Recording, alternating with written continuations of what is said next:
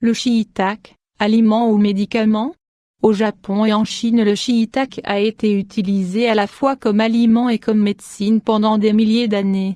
Le shiitake sauvage est un champignon originaire du Japon, de la Chine et autres régions asiatiques. Il pousse généralement à l'ombre d'arbres à grandes feuilles tombantes. Il est maintenant cultivé intensivement à travers le monde, et est le second champignon le plus cultivé.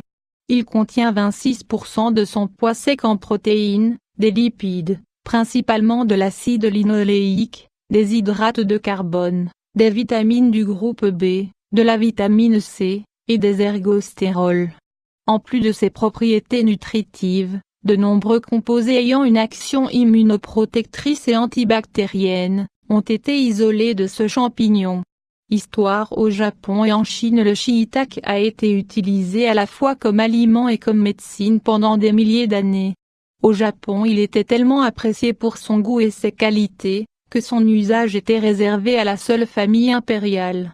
Wuri, un fameux médecin de la dynastie Ming, a écrit abondamment sur ce champignon, vantant ses propriétés pour augmenter l'énergie, soigner les refroidissements et éliminer les vers.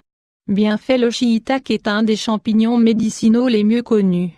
Il est composé notamment de beaucoup de protéines, de zinc et de polysaccharides, éléments qui sont reconnus pour avoir une activité stimulante du système immunitaire.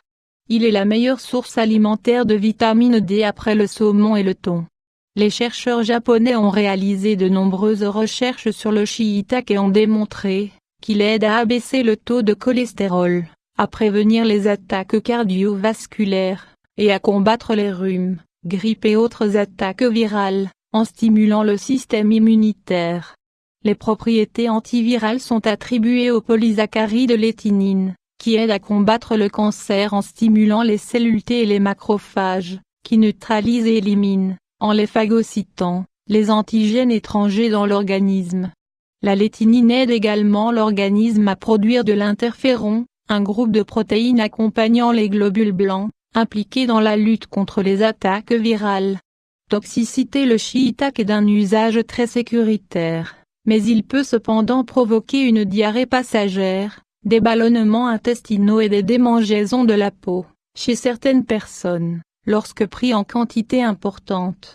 On déconseille également de consommer ce champignon aux personnes sous médication pour fluidifier le sang, anesthésiant ou diurétique.